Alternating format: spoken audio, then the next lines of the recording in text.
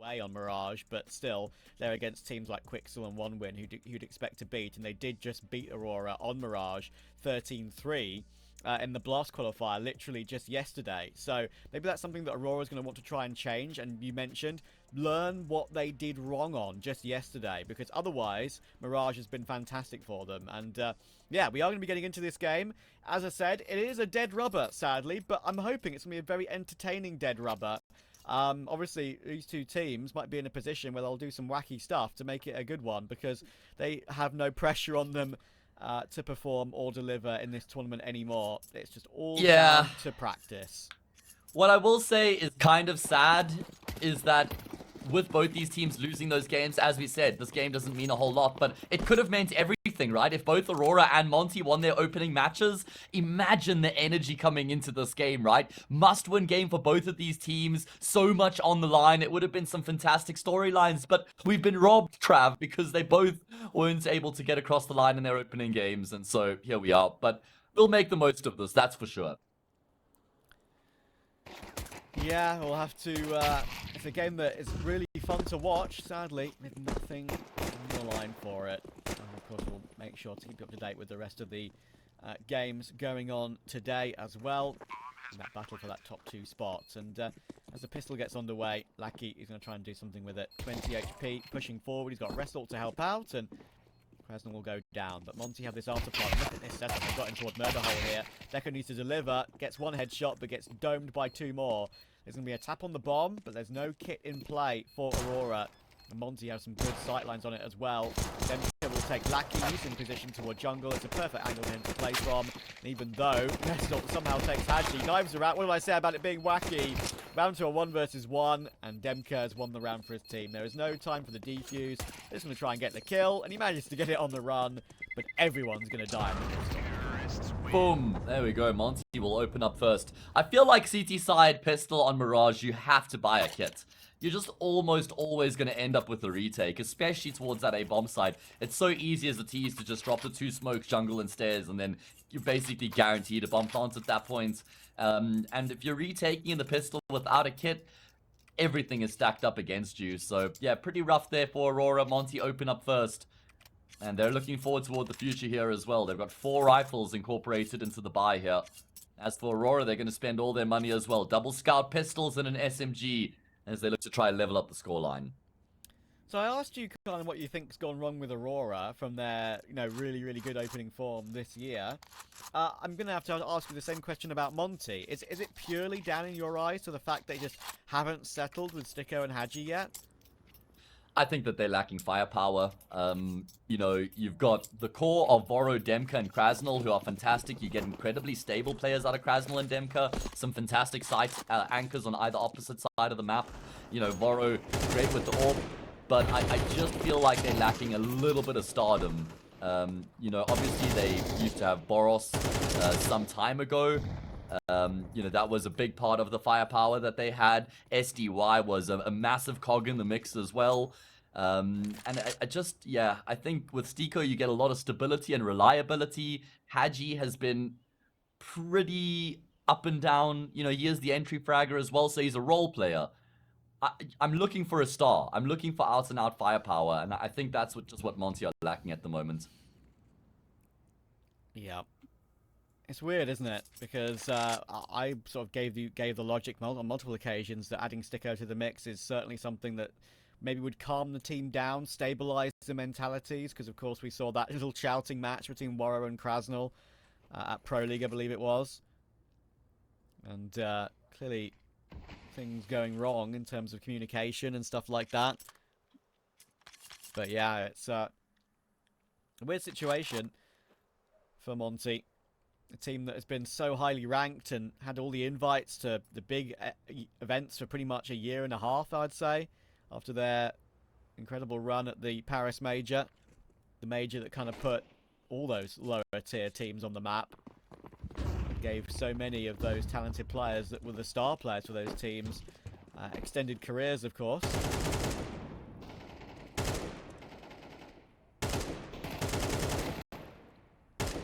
Yeah, extending this round as long as they possibly can on the side of Monte.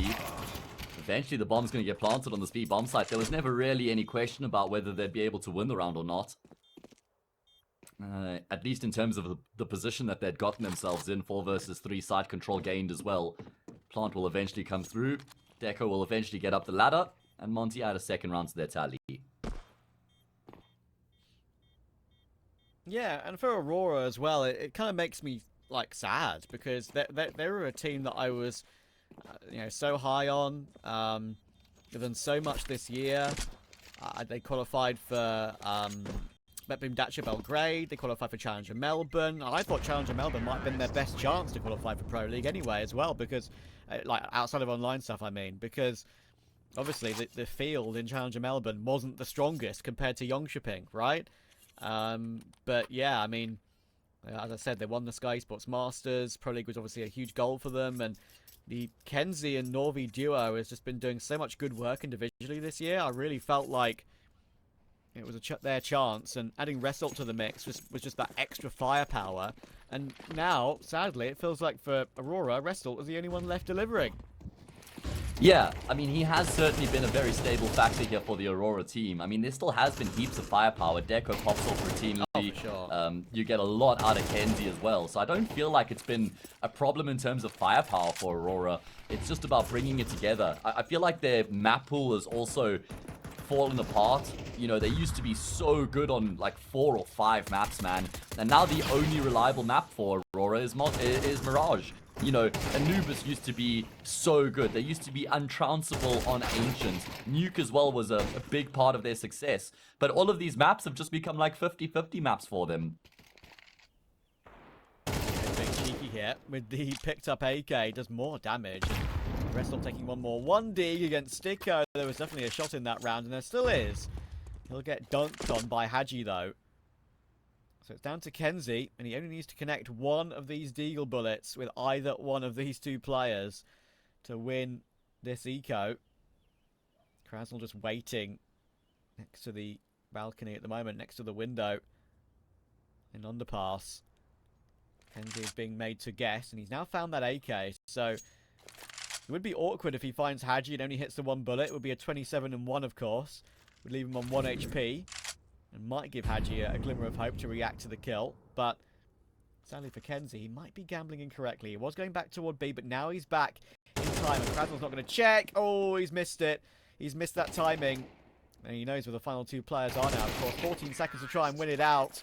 And Haji just takes the opportunity. They go for a double swing together rather than concentrate on the plant. They knew they had 10 seconds to spare. May as well try the kill. Once they'd figured out where Kenzie was coming from, and Monte find a way to deal with it.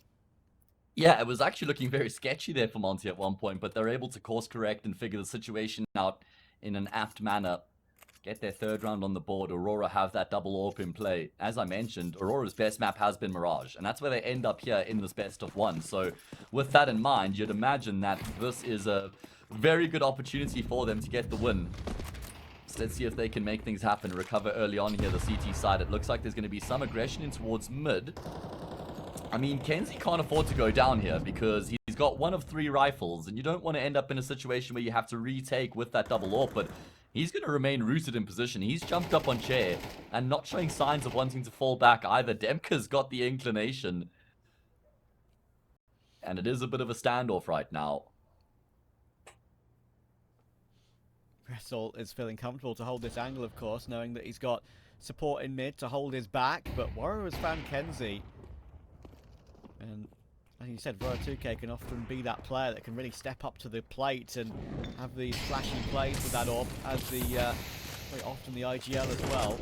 And coming through to try and remove him. It's very awkward Vessel in window. Haji actually controls that spray quite nicely. All those bullets are connecting where he wants to aim them, but he just can't find Restle as he tucks himself into the corner. Finally, he'll get boosted up on the ledge and we'll take the kill. Yeah, but Norway's in position. We'll find a frag back, levels it back into an even numbers game. And Monte gonna have to just hedge their bets on that B bomb side. All 3 players heading towards apartments. It's Deco who's the only player on this half of the map right now for Aurora. So he's gonna have to get, I'd multi-kill 1-for-1 probably not going to be enough here, because then they'll have to retake, and it's going to take a lot of time to even get in a position to make the retake happen. And, well, now Deco gets the information. Lots of util being thrown here by the T side to afford them the cross, and Deco can't do anything about it. The bomb carrier's even gotten on the side here. Does Deco go for a lucky shot here to try deny the plant? No. We'll rather lock in the kill on Stiko. Rotations have come as well, and Deco, he's just phasing through the smoke right now. No kit in play for the CT side, so time is of the essence. Yeah, I mean, I like what Deco has done to position himself there. So feel a little bit safer. He's going for a no-scope pre-fire, but he'll miss it. Demka finds the kill. Waro is still up on that 4 HP as well. Norvi knows that he's got Demka locked in that right corner. It's the easiest pre-fire for Lackey. They should be able to find Waro. There it is. But where is that defuse? There's no time. Where is that defuse? The answer, My guy. nowhere. I mean, listen, you got to sing Demka's praises. The fact that he gets that kill on Deco is everything. And it takes Aurora too long to get that trade.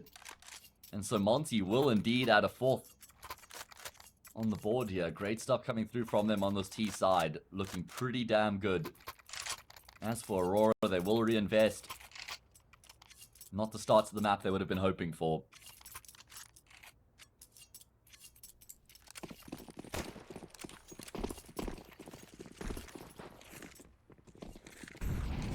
Well, I said that this game will be, for both teams, I think treated as somewhat of a prac. We'll have to see. Let their hair down a little. Yeah, let their hair down a little. Well, if Aurora lets their hair down, that will certainly be a sight. We know that what they've done with their hairstyles in the past. Bless them. Yeah, but they've actually, maybe that was the problem. Have you noticed they've all dyed their hair back to just like normal colors? Yeah. They're no longer the Power Rangers squad, and maybe that's where things have fallen apart, man. A coincidence? I think not. Either way, big exec into the same bomb site right now. Aurora do have numbers stacked up on the bomb site. Lackey's been able to find a multi-kill, 3 frags. Norway gets in on the act as well, and finally, Aurora will lay down the line, and Monte aren't able to get across. Good lockdown from Aurora, and because of all those rounds that, of course, are really close for Monte, they haven't built up any money at all. So, actually going to be on an eco, despite only losing their first round, I think. If they want to, they could buy up a Hero Galil, maybe an AK with no helmet, and there we go. I mean, I said to you, it's a bit like a prac game. You may as well buy it if you can get 3 rifles. They're going to give it a go, despite the fact that they're going to have some significant pitfalls, most notably, utility. 3 flashes in the smoke is all they have.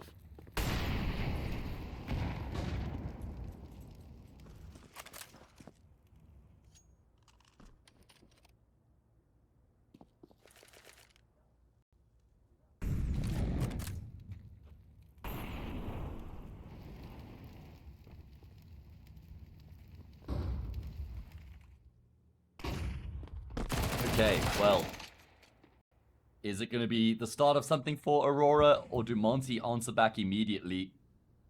Risalt looking to try and make something happen in lowers. There's more where that came from here as well, and trades continue to be the name of the game, although, yeah, Lackey gets in on the act. There's so many players here, and I think that's what's just catching Monte off guard, is layer after layer. Aurora don't run out of resources in towards mid. Oh, Lackey, is he aware of the possibility of that lurking sandwich? He's not. Waro, important headshot. And Sticker is still on this underpass lurk as well. He can come up and join his teammates very soon. And who knows, maybe be able to catch one as they rotate together. But it's a rotation together that has 2 AWPs. Thankfully, of course, because of the lack of utility on Monte, there's not many sight lines that have been blocked off, so this AWP has a chance to deliver. Now realize it's in position, and while that first shot is taken, they take the opportunity to cross while he's re-bolting that sniper. Morrow off angle. Oh, Deco. Great reaction. It's now all down to Krasnal. Galil stuck behind triple, and these 2 AWPs of Norvi and Deco will absolutely know they've got him locked in here. Max 10 will be swapped to be jumping for his teammate. It's a very weird switch, but I understand why. AK as well will be chosen instead. There goes Deco, and there goes Norvi. Brilliant clutch from Krasnal, and Monte will go up 5-1. Oh, Krasnal is such a reliable player, man. He has just been such a big part of Monte's success over the past 12 months. and Demka's also just been getting better and better. Between the two of them, and they weren't names on many people's radar before they joined this Monte team, but their stocks have just gone through the roof since they've been in this team, and I just love watching them play. All their little 5-1. periods, haven't they, on Monte? Like, we mentioned, like, and you mentioned, I think you mentioned it yesterday, actually, the players that have significantly improved with CS2, right? Krasnal was one of them.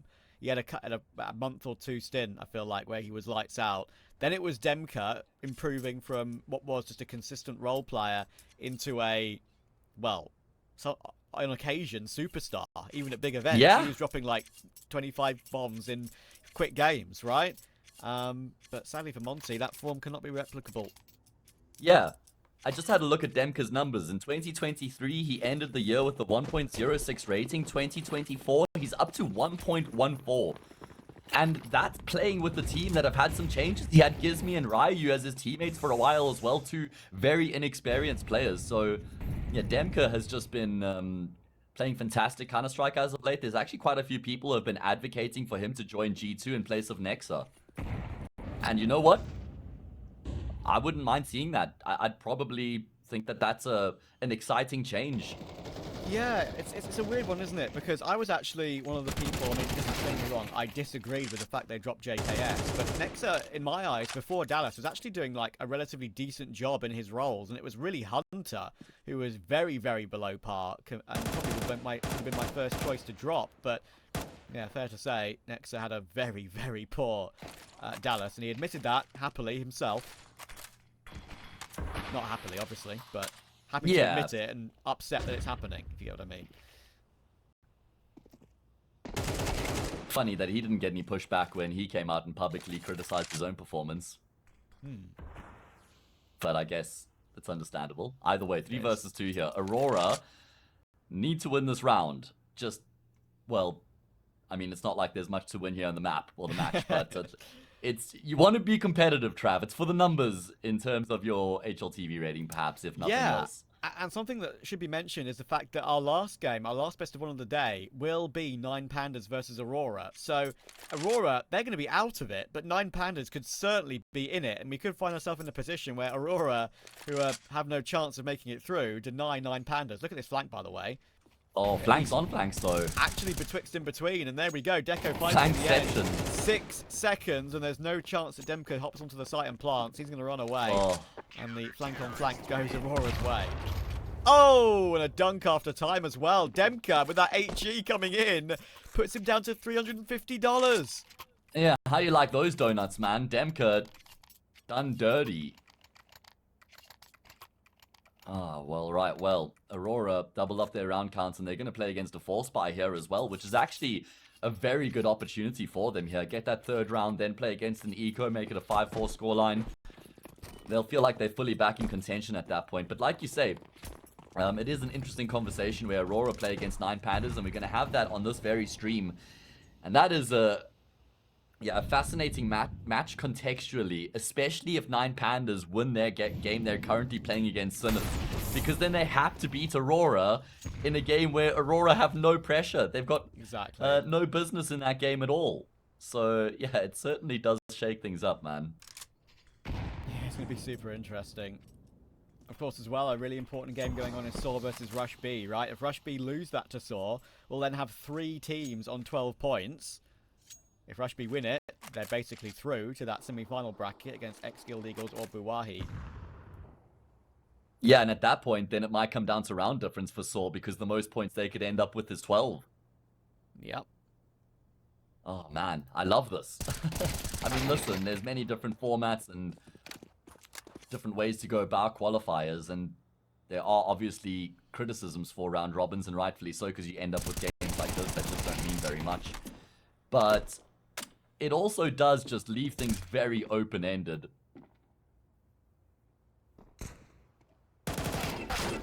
Can create for some exciting storylines, looking at different results affecting multiple teams. Either way, this Force Spy has actually gained some traction here for Monte right now as they look to get themselves in towards the A bomb site. Warriors timed his activation beautifully out of Palace as well. And Monte have got themselves in a great position. Demka's in the corner with the P250. Not going to get cleared initially, but Norway will catch a glimpse of him. And looks like Warrior wants to try. Oh, the bomb was dropped in connector. I didn't even realize that. Okay, that makes a lot more sense. Yeah, he had to fight his way through. And with 12 seconds, he wasn't going to win that on 30 HP, was he? So Aurora trying to fight their way back. Sticko is having a rough start to this game, bless him. Hopefully he'll be able to deliver. One thing that, you know, whenever I watch Sticko, it's like, which absolutely god-awful knife-glove combination is he going to use on the day? Yeah, you know what's ironic is I saw that Monte were giving away a knife in conjunction with Sticko after they recently announced him. And the knife that they're giving away is like 1,000,000 times better than the knife he actually uses in the game. So I don't know what's up with that. I used to be a Navaja defender because I'd won one in a giveaway and I was just tired of catching all the flack for using a Navaja, so it was just like me trying to push back for the sake of having one myself. But now that I don't have one, now that I'm absolved of the Navaja and I've got myself a beautiful classic slaughter, oh man, I'm a Navaja hater. Like, what's there even to like about the knife? Isn't it like... It's like a butter knife. Isn't it like supposed to pronounce like Navaja or something? Probably, mate. Probably, like, but like Navaja knife. Yeah, it is. It is weird. Obviously, there is a way. Obviously, it's a known name, so it's like just used with a knife, which has got a specific pronunciation, not one that sometimes noobs like us will be able to figure out. But yeah, it's the fact that he paired it with scuffed up yellow gloves as well. It's right. Like, come on, man. I think he does it so it doesn't distract him while he's playing, because he's not interested in what he's got. Probably. Either way. If that's the case, though, just use default, mate. Yeah, that's fair enough, I guess. Using default skins, like, I don't care what anyone says, it makes the game less fun. It makes the game look so bland, and I know that's just like... I've got a default AK with chicken stickers on. Well, fair play. I mean, that's fun. But, like, Gabe is rubbing his hands together.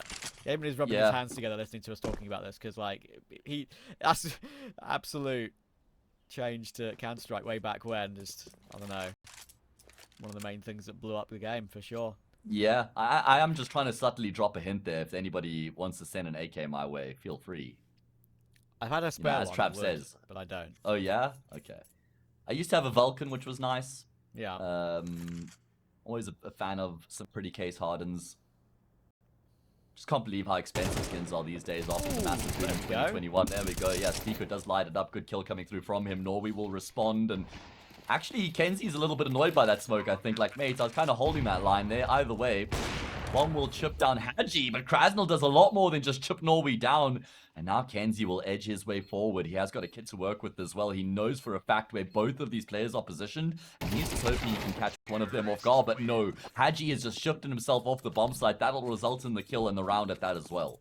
Yeah, we were having a little podcast moment there over that previous eco round as well. That one actually got quite close. Important to mention.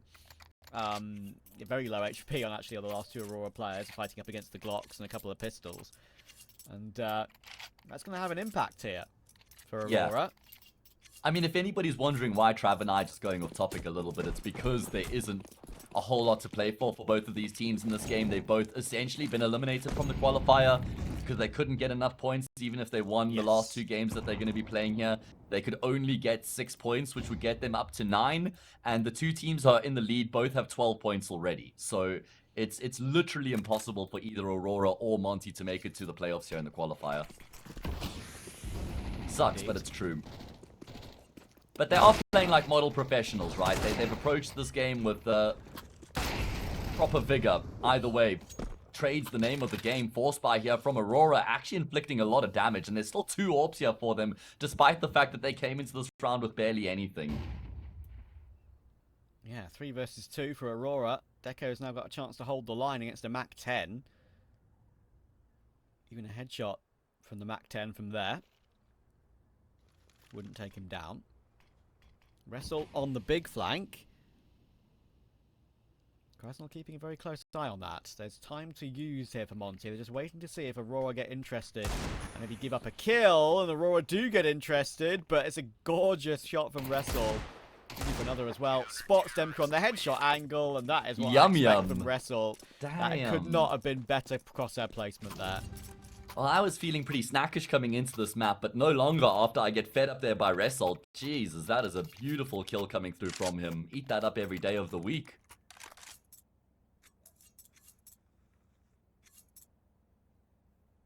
It's also devastated the finances here of Monte, who were playing against a very weak force buy coming into that round, but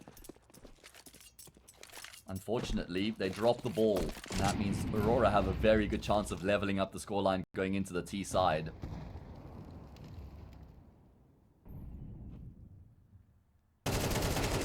Oh, ramp push from Aurora. Lucky. Go down. Result was there as the insurance policy, and that's the right-click smoke as well to keep everything safe. Little does he know, there's no one there to worry about at the moment.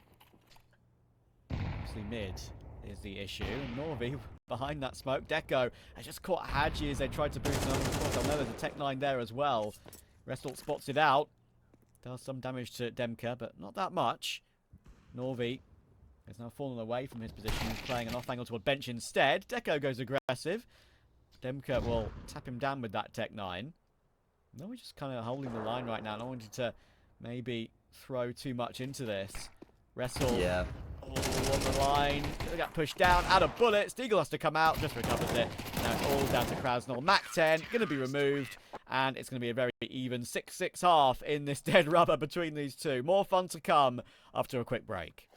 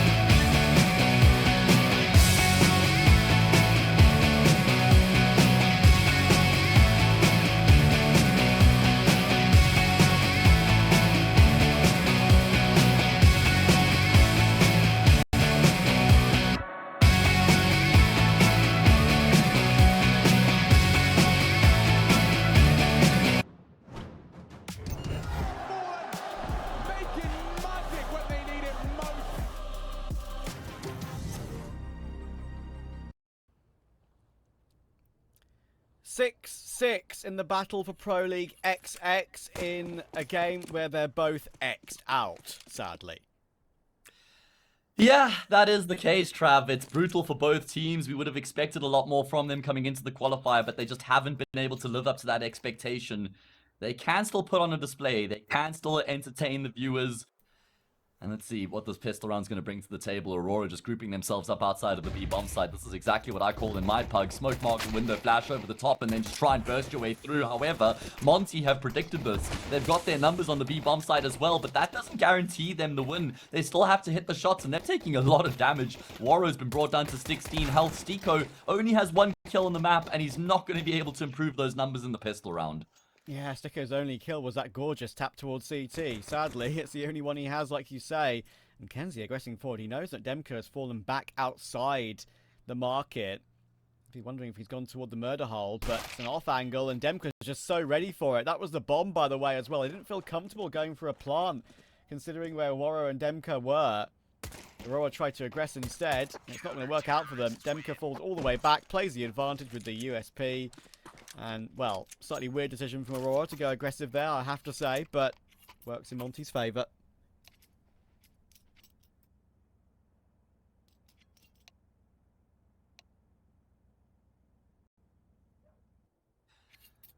Both pistol rounds now going Monte's way. Wasn't looking great for them initially, but able to remedy the situation. And Aurora, well, they don't get a bomb plant.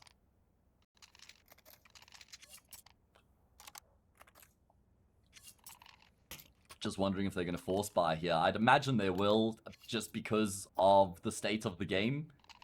And when I mean that, I mean just the context of what this game means. There isn't a huge amount on the line, and normally when that's the case, teams are just more keen to go for the force buy, just go for the aggressive option, try buy up as often as possible. They did that in the first half a couple times as well, so let's see if they'll do that here again.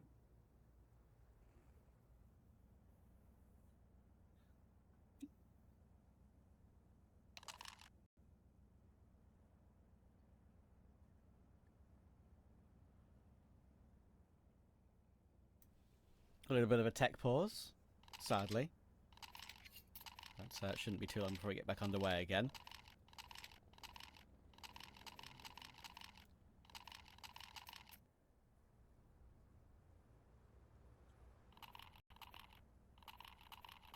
So I've had a quick look at the Aurora Liquipedia page, by the way.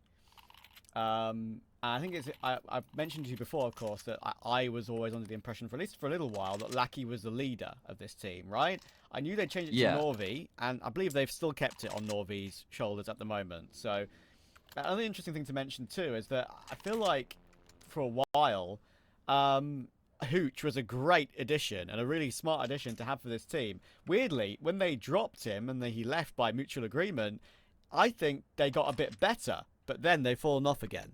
Sadly.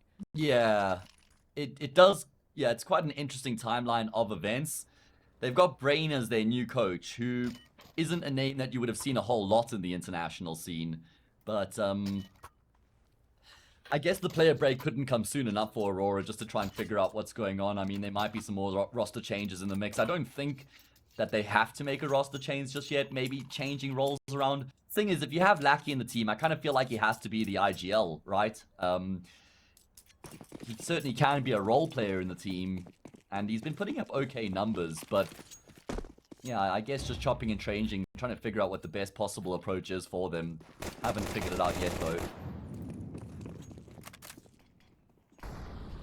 Well, the Glocks got close, and the last time we saw a round like this, took 2 people down, and somehow Hadji was up as well. They're playing headshot angles, which are very easy to get you dinked by, but thankfully, Krasnal will figure it out very calmly. So, Aurora 8-6 up, or Monte, sorry, 8-6 up on Aurora. And the buy will now come out for Aurora with the AKs.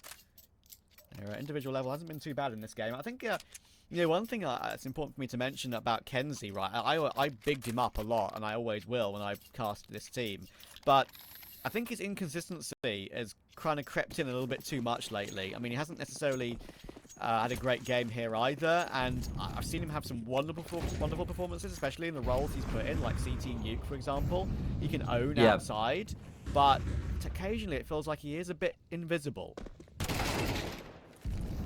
Yeah, I guess that's fair enough, right? When this Aurora team came together, Kenzie and Norway were just demolishing everybody in their path, as is the case here in this round. Great stuff from Aurora on display in their first gun round, just taking gunfights left, right, and center and winning them all out with ease. But yeah, I'm there with you. Certainly is one of the very important fragging cogs in this Aurora setup, and that inconsistency certainly will make these matches a lot more difficult for them.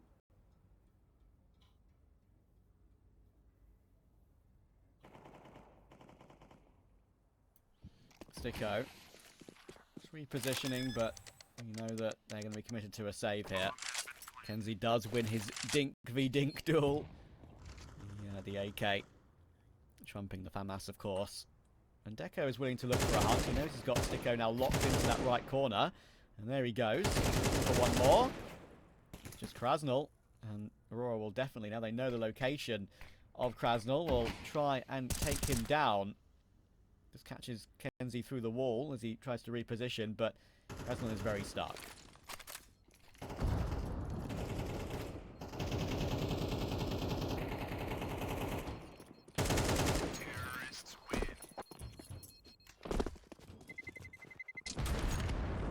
Sorry, I was sneezing. Sorry, Matt, I was sneezing there. Apologies. That's okay, Trav. There's a lot going on at the moment. Fair enough, I think most people are. Not something that you're able to do anything about, I'm afraid. There's no antihistamine to cure this one. No, I picked this game, mate. I mean, I'm not like I wanted to do this. Yeah, game. but it wasn't a dead rubber at the time when we picked it. True.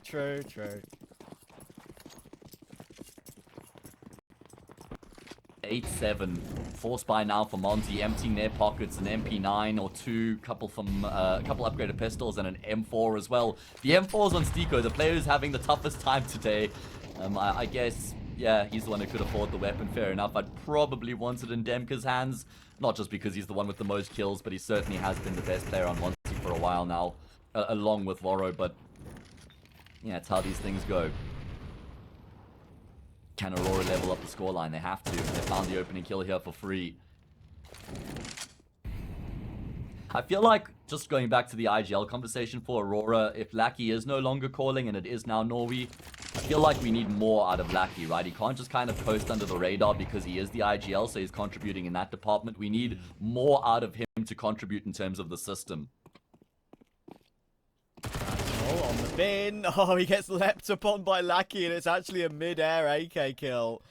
The wings indicate that in the kill feed. Sticker on the flank sees the feet, but can't really go for a duel straight away. But that's clean shooting from Sticko. He's had the slowest game so far, but all of his kills have been headshots. And Voro will actually find Deco as well. It might set up Sticko for a chance, but now he's kitless, and of course, Kenzie knows exactly where he is. He tries to retreat, not allowed to.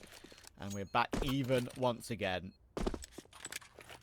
Yeah, as expected coming into this round, considering the lack of firepower at Monte's disposal.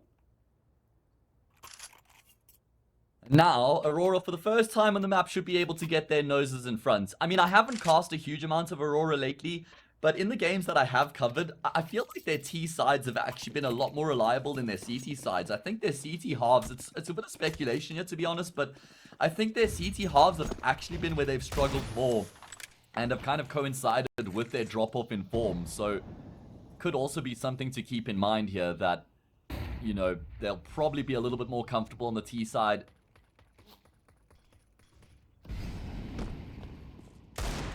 But let's see, just against the pistols here, already been able to get themselves full control of middle. Stiko punches in the winning numbers in the lotto, gets that kill through the smoke, won't affect the outcome of the round, but it still looks cool. Figured out, of course, where Haji is as well. Eventually, Deco will find him.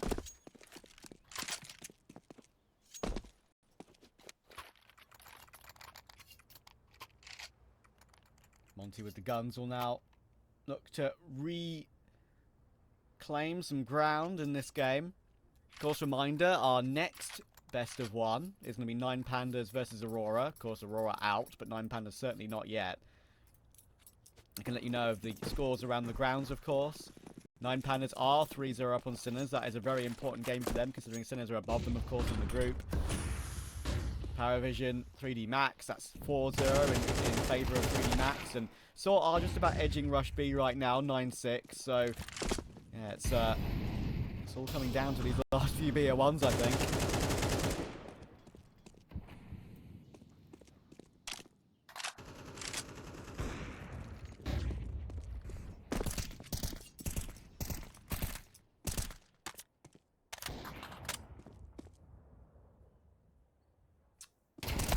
Yeah, Monte have got themselves, I was going to say, a pretty decent position, despite the fact that they're down numerically with 2 players in CT and Aurora headed to that A bomb site. But that entire point is now moot thanks to Result rather.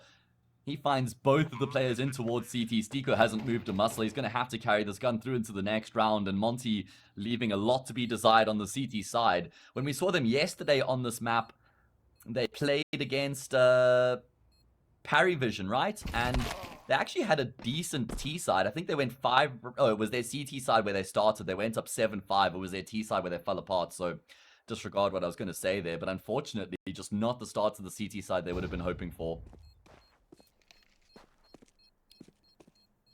Maybe this is what Aurora look like when they play with a bit more freedom. It's all about bottling that, isn't it? Bottling it and maybe using that mentality in future games where maybe it helps you out. Yeah, I mean, we saw Monte speaking after IM Dallas, and he said that playing with freedom was one of the things that actually led to them winning the event, not having that pressure, not taking things too seriously as well.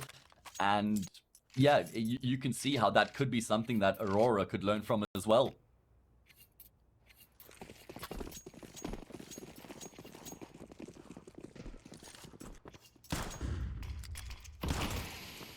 Actually tries to break open the grate there, and well, it flies through the corner of it. It's a bit funny that sometimes. I'm actually going to try and boost players up in toward the ladder room, but it looks like they cancel that pretty quickly because they realise what Aurora are planning, and that is why they hear all the commotion toward A.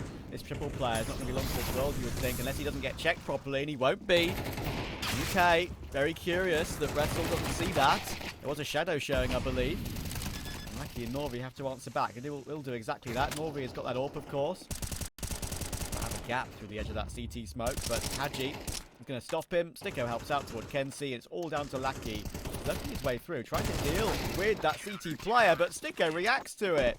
Damn, what a nice little recovery this is from Sticko on CT side. Yeah, certainly been an important upward turn coming through from him here. 1 kill in that first half, but 7 kills here in, 6 rounds that we played. So that's definitely going to improve the optics and improve his confidence here as well. Monte draw within 1. I can't help but think, imagine there was something on the line here for this game. Imagine both these teams had to win Mirage to keep themselves in contention for the playoffs. Like, again, it kind of feels like a husk of what we were expecting coming into today. And it is very disappointing, but alas, it is what it is, Trav. It is what it is. That's how these things go. Sir, I'm running out of it is what it is. I can't go on. What do we do then? You keep going. Simple and effective. Motivational speeches from... Nice shot from Moro. Flicking down, not always easy, of course. And even following up toward Kenzie as well. Beautifully done. Clean shots. Triple as well. And he gets Monte back to an even standpoint at 10 rounds apiece. Still some money to break down on Aurora. They've got enough for a pretty decent purchase here. But... Monte feel like they're also playing with some freedom in this situation they put themselves in, and it's working out on CT. Yeah, and look at the investment now from Aurora. They've actually decided to go all in here. I was kind of looking at it thinking that they might just settle for the eco because then they're guaranteed a full buy in the next, but they don't want to take a step backwards, and they're going to continue to play with pace as well. Oh, Deco finds a trade, but it's just 2 heavyweights clashing with one another, trading blows. Man advantage for Monte. Make that 2 as Haji is able to get himself in the kill feed as well. Only played 20 seconds or so in the round here, but there's only 5 players left alive. Lucky and Result for Aurora to try recover the round, because if they lose this, then I kind of fear for them here going into the rest of the map. Be pretty difficult to recover the situation. So let's see. Where do they go from here?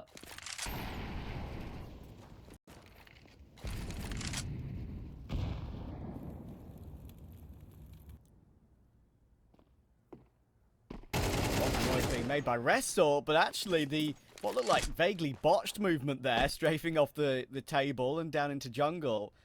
Still works for the kill. It pushes the crosshair away.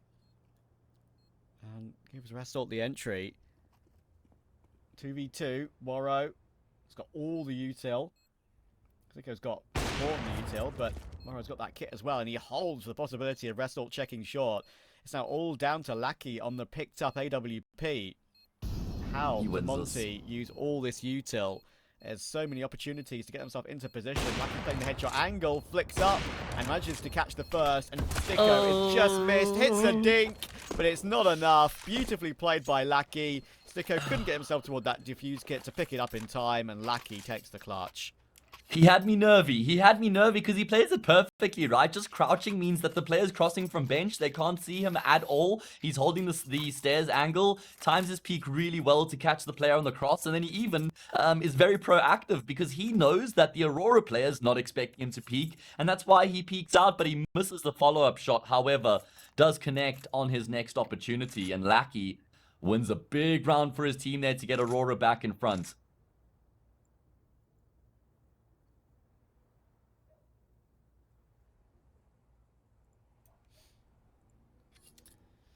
And a pretty good time to use a timeout as well. Make Monte think about it.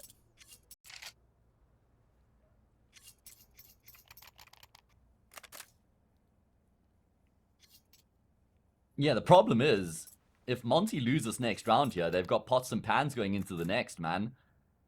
And you know the saying, Trav, don't take a pot or a pan to a gunfight. Okay. I'll take that. I'll note that. I'll keep it on board. Mm-hmm. Unless it's PUBG, I guess. Yeah. That would lend yourself to getting saved a few times. I can't remember the last time I played PUBG, man. Maybe 2018? I don't know. What a time to be alive. The glory days. Yeah. Then Warzone came in and PUBG died. Yeah, then Apex Legends came in and it died even more. Look at Lackey. Oh my goodness. They know that he's here though. He's shown his presence, but yeah, he's been removed and didn't realise there was a second player ready to defend it all.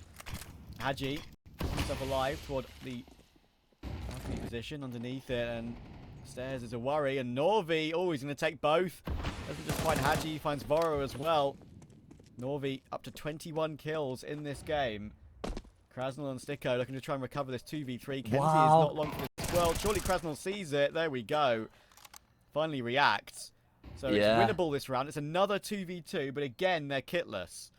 Yeah, Kenzie was sucking in his stomach and holding his breath there to try and get himself as deep into the corner as he possibly could, but eventually gets spotted up by Krasnal, and now Sticko is going to look to make his way through Palace. I don't think that Aurora are considering this at all. Deco's on default. He'll be the first victim, but Sticko does give up his position as a result, and he should go down to Norway. He does. Norway just trying to delay this as much as he possibly can. Krasnal says, I don't want anything to do with your shenanigans. He doesn't have a kit, and he doesn't have the time. He's realized how important it is that he saves the M4. He can't even gamble stick that defuse. And Aurora, despite the fact they have nobody left alive, they'll get the points on the board and they get themselves to match point. Oh my word. That's twice now in this game. We've had a defuse that has been too late to lock onto. One for either team.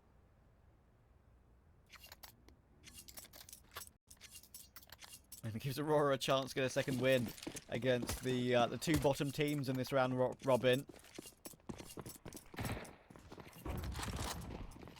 Only against the Scouts, 2 MP9s as well. Let's see if Aurora can figure this one out.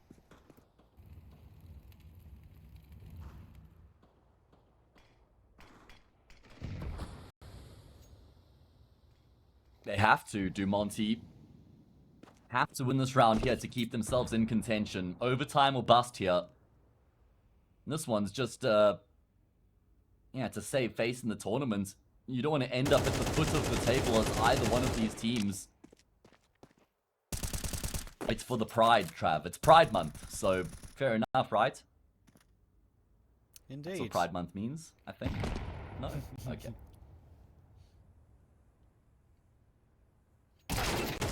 Oh, wow. That's a shot to be proud of. Deco. Oh, and he's gone through Murder Hole and taken Voro as well. That's absolutely dirty. Molotov in towards that sandwich position. The MP9s need to answer back, but Demka's not going to realise there's a second player coming in from ramp. 3 versus 2. Making sure that there's no one firebox again, just in case. After that, what we saw in that previous round. Kenzie now sees both of them coming in through market. That HE should finish him off, though. Oh, he just gets round the corner. And now we're going to see the reason why it's called Murder Hole. Kenzie gets both. And Aurora will take it 13-10. It's not going to keep them alive with a chance for Pro League. They're going to have to wait for ESL Challenger Yongshiping for that.